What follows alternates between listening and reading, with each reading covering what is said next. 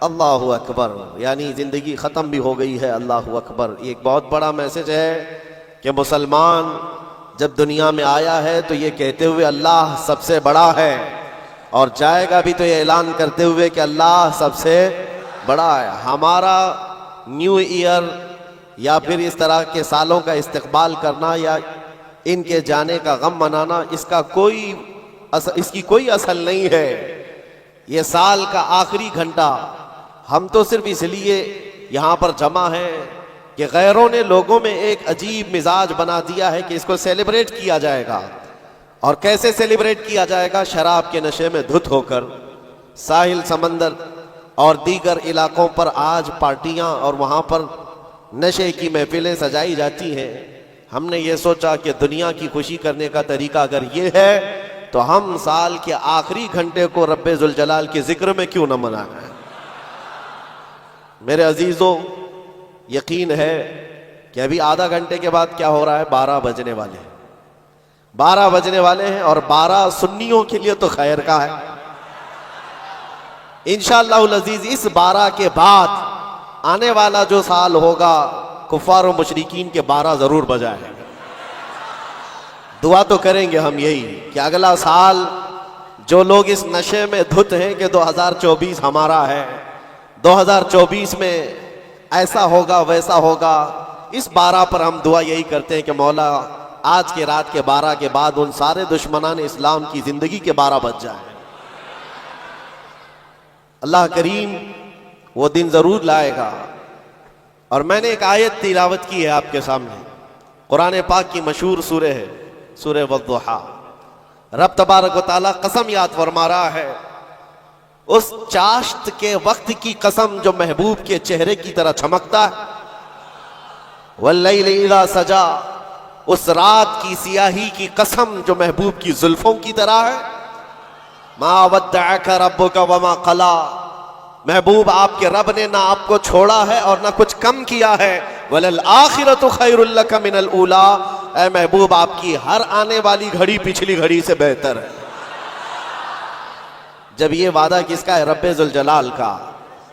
حضور کی ہر آنے والی گھڑی پچھلی گھڑی سے بہتر ہے تو امت کی بھی ہر آنے والی گھڑی پچھلی گھڑی سے بہتر ہو۔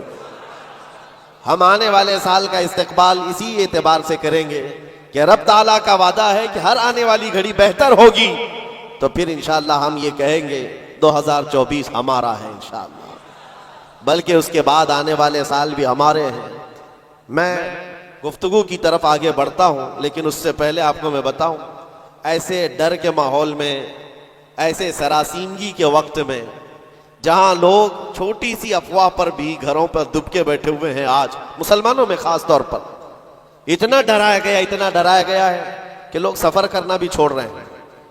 ارے نہیں، اب ایسے حالات ہو جائیں گے ہم ٹرین کا سفر نہیں کریں گے، فلاں جگہ نہ جائیں۔ اتنے ڈر کے باوجود، ڈر تو تمہارے اندر پھیلایا گیا، خوف تمہارے اندر لایا گیا، لیکن جانتے ہو ان کے پاکھنڈیوں کی باتوں کو سنا کبھی؟ یہ گوفے میں بیٹھ کر یہ کہتے ہیں کہ 2029 میں بھارت کا پردھان منتری مسلمان بن سکتا ہے۔ یہ ہم نہیں کہہ رہے ہیں، اور نہ ہی اس کرسی کی لالچ میں ہم دوڑے بھاگ رہے ہیں۔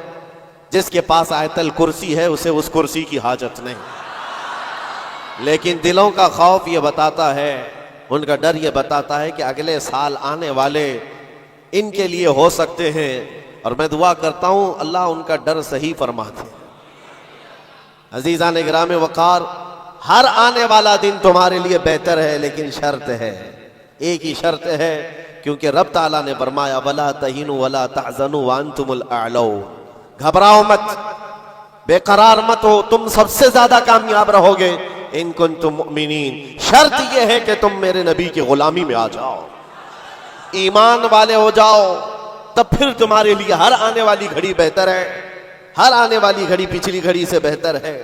شرط یہ ہے کہ ایمان کی زندگی آ جائے تمہارے، اور ایمان نہ ہو، ایمان کسے کہتے ہیں سب کو پتا ہے، حدیث رسول ہے، میرے آقا صلی اللہ علیہ وسلم نے فرمایا لا یؤمن احدکم حتی اکون احب الیہ من والدہ وولدہ والناس اجمعین، تم میں سے اس وقت تک کوئی مومن نہیں ہو سکتا کامل جب تک کہ وہ اپنے ماں باپ، اولاد اور ساری دنیا سے زیادہ مجھ سے محبت نہ کرے۔ دوسری حدیث ہے لا یؤمن احدکم حتی یکون ہواہ تبعا لما جئت بہ۔ حضور پاک صلی اللہ علیہ وسلم فرماتے ہیں تم میں سے اس وقت تک کوئی کامل مومن نہیں ہو سکتا جب تک کہ وہ اپنی خواہشات کو میری مرضی کے مطابق نہ بنائے۔ حضور کی مرضی کے مطابق جب تک تم اپنی خواہشات نہیں بناؤ گے مومن نہیں ہو سکتے، اور مومن کامل نہیں ہوگے تو پھر مدد بھی نہیں ہے۔ میں اس مومن کی بات کر رہا ہوں جس کو قرآن کہتا ہے کبھی قد افلح المؤمنون، ایمان والے کامیاب ہو چکے۔ کون سے ایمان والے؟ ایمان کی شرط اول ہے حضور کے لیے بے انتہا محبت کرنا، شرط اول ہے۔ اب آئیے ہم آج کی اس رات میں تذکرہ ان لوگوں کا کریں جن کا ذکر ہمارے ایمان کی جلا کا سبب ہے، وہ دیوان گانے عشق رسول جنہوں نے اپنی زندگیاں حضور کے قدموں میں نچھاور کر دی۔ میں نے آج یہ سوچا کہ ان کی بارگاہوں میں خراج عقیدت پیش کرتے ہوئے جوانوں کے لیے مثال رکھوں۔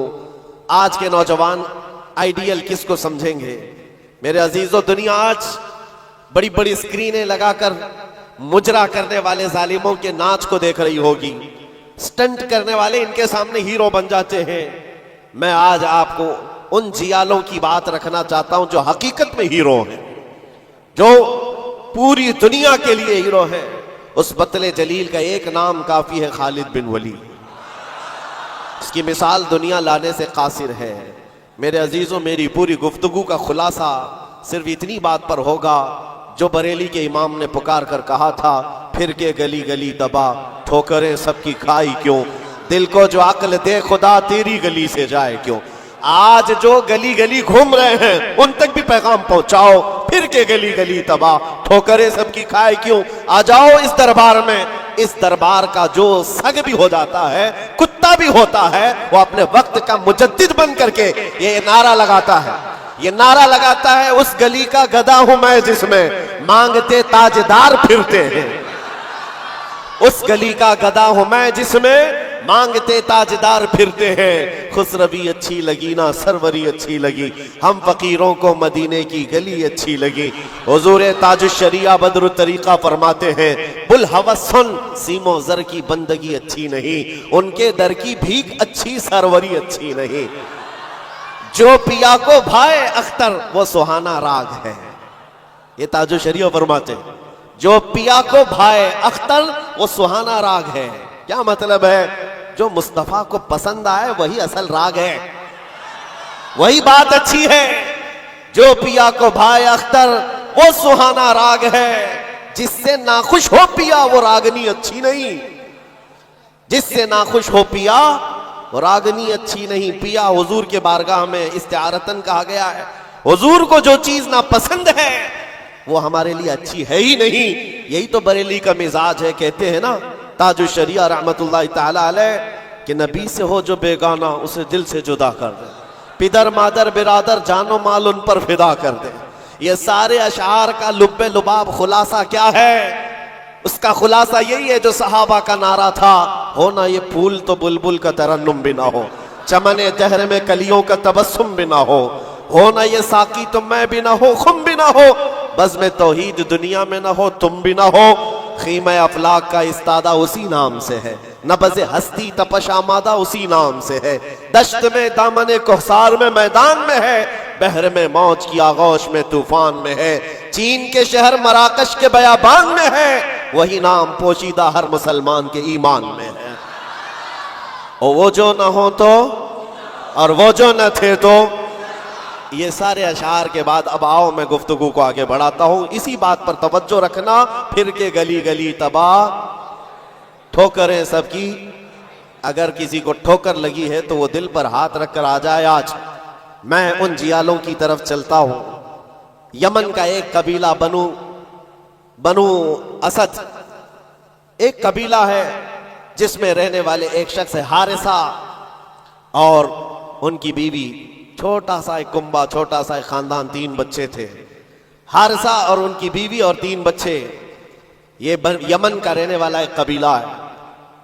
عورت اپنے 3 بچوں کو لے کر میکے جا رہی تھی، اور بڑا بیٹا جو اس وقت عمر کا 8 سال کا تھا، زید نام تھا، قافلے پر اچانک ڈاکوؤں کا حملہ ہوا اور مال لوٹ لیا گیا، اور ساتھ ہی ڈاکوؤں نے یہ زید نامی چھوٹے سے بچے کو، 8 سال کے بچے کو بھی گرفتار کر لیا۔ ایک ماں کا کلیجہ دہل گیا کہ میرے 8 سالہ بچے کو مجھ سے چھینا گیا، باقی 2 بچے تو ساتھ تھے۔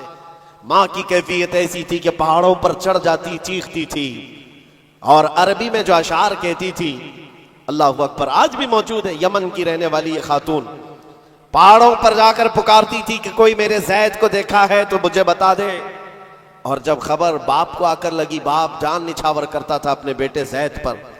باپ کی ایسی کیفیت کہ کھانا چھوڑ دیا، اور مزاج میں تبدیلی ایسی آ گئی کہ لوگوں سے ملنا تک چھوڑ دیا اپنے بیٹے کی جدائی کے غم میں۔ یمن والے کہتے تھے کہ حارثہ کا بیٹا جو گم ہوا یوسف گم گشتہ ہے، یعنی ایک دوسرا یوسف ہے۔ جیسے حضرت یعقوب علیہ السلام کے بیٹے یوسف کی علیہ السلام کی دوری ہوئی تھی تو آپ نے غم کیا تھا، حارثہ نے اپنے بیٹے زید کی جدائی میں بہت رویا۔ اور وہ اشعار جو عربی میں لکھے جاتے تھے، یمن میں جب وہ اشعار پڑھتے تو اپنے جو دشمن ہوتے وہ بھی رو پڑتے تھے۔ باپ کی جدائی کے غم کے اشعار لوگوں کو رلاتے تھے۔ زمانہ گزر گیا، اب ڈاکوؤں نے اس زید کا کیا کیا تھا، کچھ سال اپنے پاس رکھا، اور عکاظ کے میلے میں، مکہ کے قریب ایک میلہ لگتا تھا، اور اس میلے میں لا کر زید کو غلام بنا کر بیچ دیا۔ جب بیچا تو یہ زید غلام بن کر کے کس کے حوالے آیا؟ خدیجہ بنت خویلد، ام المومنین حضرت خدیجہ رضی اللہ تعالیٰ عنہا کے گھر، حضرت حکیم بن حزام کے ذریعے سے۔ جب یہ غلام حضرت خدیجہ کے گھر آیا تو اس وقت 15-16 سال کی عمر تھی۔ پہلی نظر مصطفیٰ کریم کی پڑی تھی۔ رسول رحمت صلی اللہ تعالیٰ علیہ وسلم نے حضرت خدیجہ کے گھر اس نوجوان کو دیکھا، ادب میں کامل تھا، گفتگو کے سلیقے اچھے تھے، لوگوں سے ملاقات کے طور طریقے بتاتے، بڑا خاندانی آدمی۔ جب یہ پہلی نظر میرے مصطفیٰ کریم صلی اللہ علیہ وسلم کی پڑی تو ام المومنین خدیجہ سے کہا، میرے آقا نے اگر آپ بہتر سمجھیں تو یہ غلام میرے حوالے کر دیں۔ کیا قسمت ہے جس کو خود رسول اللہ خرید لیا۔ زید کو خرید لیا، بلکہ تحفتاً حضور کو دے دیا گیا۔ غلامی کا دور ہے۔ زید یہی وہ حارثہ کے بیٹے ہیں، نبی مکرم صلی اللہ تعالیٰ علیہ وسلم کے حوالے آ گئے، دن رات مصطفیٰ کریم کے ساتھ گزر رہے ہیں۔ تربیت بھی کسی نے سرور انبیاء نے کی، اور نوجوان کے طور طریقے ایسے۔ میرے عزیزو، آپ کو پتا ہے یہ وہ زید ہے جس کے بارے میں آپ کو بتاؤں۔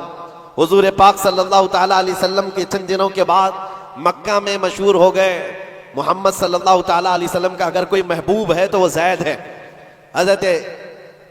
حضرت ابو بکر صدیق رضی اللہ تعالیٰ عنہ بھی اس بارے میں فرماتے کہ زید کو جو قرابت تھی اس پر مجھے رشک تھا حضور اکرم صلی اللہ علیہ وسلم کا۔ اب زمانہ بیتتا گیا، زید کے گھر چھوٹے، خاندان چھوٹا، ماں چھوٹی، باپ چھوٹے، غلامی کا دور چل رہا ہے۔ ایک بار حج کے لیے ایک قبیلہ یمن سے آیا ہوا تھا، اور یمن والے حج کرنے کے بعد وہ اشعار سنا رہے تھے جو حارثہ زید کے باپ نے لکھے تھے اشعار، اور رلا رہے تھے۔ وہاں جب یہ قبیلہ یمن کے وہ اشعار پڑھ کر کے سنا رہا تھا، یہی زید وہاں سے گزر رہے تھے۔ یمن والوں نے دیکھا، پہلی نظر میں پہچان لیا، یہ وہ زید ہے جس کا باپ پورے یمن کو رلاتا ہے اس کی جدائی میں۔ یہ مکہ حرم کعبہ کے پاس کیا کر رہا ہے؟ لوگوں سے پوچھا کون ہے، لوگوں سے پوچھ کر کے زید کو بلایا گیا، پوچھا تمہارا نام کہا زید، باپ کا نام حارثہ۔ لوگوں نے کہا تجھے پتہ بھی ہے تیری ماں کا کیا حال ہے، تیرے باپ کا کیا حال ہے؟ تیری ماں روز پہاڑوں پر چڑھ جاتی ہے، آسمان کو پکارتی ہے کہ آسمان بتا میرا زید زندہ ہے تو میں جینے کی تمنا رکھوں۔ باپ تیرا اشعار لکھ کر کے یمن کو رلاتا ہے۔ زید نے کہا کہ ہو سکتا ہے، لیکن جاؤ، اگر میرے ماں باپ اس غم میں روتے ہیں تو ان کو میرا سلام کہنا، اور یوں کہنا کہ انہیں گم گشتہ اونٹ کی طرح مجھے تلاش نہ کرے، اس لیے کہ ان کا زید ان کی گود سے کئی بہتر گود میں ہے۔ یمن والوں کو یہ جواب دے کر بھیج دیا۔ گم شدہ کوئی بچہ اپنے ماں باپ کی خبر پالے تو کیا ہونا چاہیے، لیکن یہاں کیفیت بدلی ہوئی ہے، یہاں کیفیت بدلی ہوئی ہے۔ حضور پاک صلی اللہ تعالیٰ علیہ وسلم کی اس غلامی میں دن رات گزرتے رہے، شب و روز گزرتے رہے۔ میرے عزیزو، جس کو ہو درد کا مزہ، نازے دوا اٹھائے گی۔ آپ کو میں بتاؤں، یہ قبیلہ یمن کا گیا اور جا کر کے زید کے ماں باپ سے کہا حارثہ اور ان کی ماں سے کہا تمہارا گمشدہ بچہ مل گیا، حرم کعبہ میں ہم نے اس کو دیکھا ہے اور سنا ہے محمد نامی عرب کے ایک مشہور شخص کی غلامی میں ہے، اور ان کی سخاوت بھی، دریا دلی بھی، رحم دلی بھی مشہور ہے۔ ماں اور باپ نے خبر پاتے ہی مہینوں کا سفر دنوں میں طے کر لیا، دوڑتے بھاگتے مکہ پہنچائے، اور جیسے پہنچے پوچھا کہاں رہتے ہیں محمد صلی اللہ علیہ وسلم۔ حضور پاک صلی اللہ علیہ وسلم حرم کعبہ کے پاس ہی ان کو مل گئے۔ ماں اتنا روئی، باپ اتنا روئے، حضور پاک صلی اللہ علیہ وسلم کو ان پر ترس آ گیا۔ پوچھا کیا بات ہے؟ کہا ہمارا بچہ گم ہوا تھا، سالوں بیت گئے، اب تک ہم نے کھانے کا مزہ نہیں چکھا، اور ہم سب کی زندگی ایسی ویران سی لگتی ہے کہ اس کے بغیر زندگی میں اندھیرا ہے۔ پوچھا حضور نے کون ہے تمہارا بچہ؟ کہا اس کا نام زید ہے اور سنا ہے وہ آپ کی غلامی میں۔ حضور پاک صلی اللہ علیہ وسلم نے فرمایا زید تم ماں باپ ہو زید کے؟ کہا ہاں، اگر آپ مناسب فرما سمجھے تو ہمیں ہمارا زید لوٹا دیں۔ آپ اللہ کی طرف سے سنا گیا ہے بڑا رحم دل رکھتے ہیں، ہمارے لیے اپنا زید لوٹا دیں۔ حضور پاک صلی اللہ علیہ وسلم نے کہا میں کسی کے باپ اور کسی کی ماں سے اس کے بچے کو الگ نہیں کرنا چاہتا، لیکن پھر بھی یہ فیصلہ میں زید کے اوپر چھوڑتا ہوں، وہ چاہے تو مجھ سے آزادی لے لے، بغیر کسی رقم کے، بغیر کسی فدیے کے غلامی سے آزاد کرتا ہوں اور تم اسے لے جاؤ، اور اگر نہیں تو پھر اس کی مرضی جو ہو اس پر عمل کیا جائے۔ پھر ماں باپ کو لا کر کے زید کے سامنے کھڑا کیا جانا تھا۔ مورخین نے جو تاریخ لکھی ہے پڑھتے ہیں تو آنکھیں آپ دیدہ ہو جاتی ہیں۔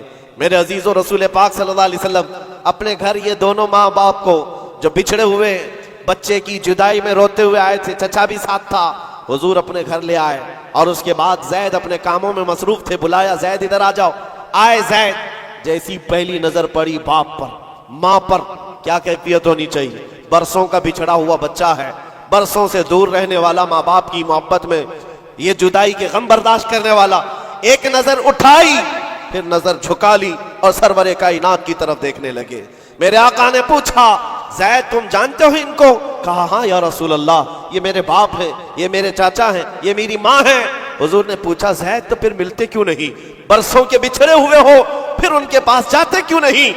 زید نے کہا یا رسول اللہ، آپ کے چہرے کو دیکھنے کے بعد پھر کسی کے چہرے کی طرف ہم نظر نہیں اٹھاتے، تیرے قدموں میں جو ہیں غیر کا منہ کیا دیکھے، کون نظروں میں جچے دیکھ کے تلوا تیرا۔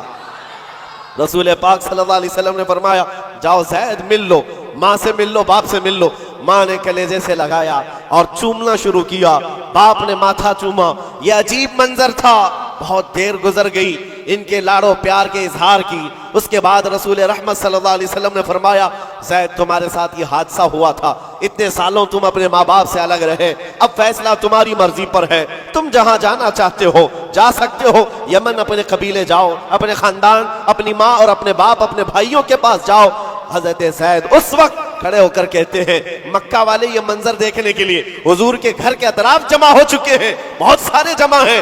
زید نے سب کو مخاطب کر کے کہا اے لوگو حاضرین مجلس، سب دیکھو یہ میری ماں ہے، یہ میرے باپ ہیں، یہ میرے چچا ہیں، لیکن سب کو گواہ بنا کر کہتا ہوں محمد عربی صلی اللہ علیہ وسلم کی غلامی 1000 آزادیوں سے افضل ہے۔ میں اپنی ماں کے پاس نہ جا سکتا ہوں، نہ باپ کے پاس جانا چاہتا ہوں، میں ہمیشہ اسی در کی غلامی میں رہنا چاہتا ہوں۔ ماں کہتی ہے بیٹا آزاد کر رہے ہیں تجھے محمد صلی اللہ علیہ وسلم، تجھے آزاد کر رہے ہیں۔ دنیا میں کسی کو آزاد کر دیا جائے اس وقت تو بہت بڑی نعمت سمجھی جاتی تھی، لیکن تم ہو کہ آزاد ہونا نہیں چاہتے۔ زید نے کہا 1000 باپ اور 1000 ماں مل کر جو اپنے بچوں پر شفقت نہیں کر سکتی وہ محمد رسول اللہ نے میرے ساتھ کیا ہے۔ جیسے ہی حضرت زید کا یہ اعلان مکہ والوں نے سنا تو کیا رسول رحمت صلی اللہ تعالیٰ علیہ وسلم نے ان کو چھوڑ دیا؟ آتا ہے فقیروں پہ انہیں پیار کچھ ایسا، خود بھیک دیں اور خود کہیں منگتے کا بھلا ہو۔ حضور رحمت صلی اللہ تعالیٰ علیہ وسلم، رحمت عالم صلی اللہ علیہ وسلم زید کا ہاتھ پکڑ کر کے لے جاتے۔ کہاں لے کر کے آئے؟ حرم کعبہ کے پاس آئے، پورے مکہ والوں کو مخاطب کر کے کہا اے مکہ والوں گواہ رہنا، میں نے زید کو غلامی سے آزاد کیا اور آج کے بعد سے یہ میرا وارث ہے اور میں اس کا وارث۔ مکہ میں یہ بات مشہور ہو گئی، کیا زید کو زید بن حارثہ کم کہا جاتا تھا، زید بن محمد الرسول اللہ کہا جاتا تھا۔ محمد الرسول اللہ کا بیٹا زید میرے عزیزو جو اس دربار میں آیا ہے، ظاہر سی بات ہے یہ وہ مزہ ہے جس کو چکھنے کے بعد ہی بریلی کے امام نے کہا تھا پھر کے گلی گلی تباہ، ٹھوکریں سب کی کھائی کیوں، دل کو جو عقل دے خدا تیری گلی سے جائے۔